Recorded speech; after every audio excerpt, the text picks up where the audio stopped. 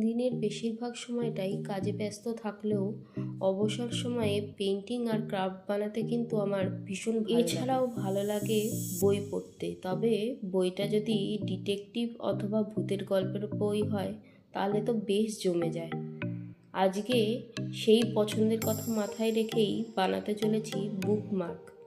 Bookmark আমাদের কম বেশি খুবই প্রয়োজন হয়, বিশেষ করে যারা বই পাগল বা বই পড়তে পছন্দ করো।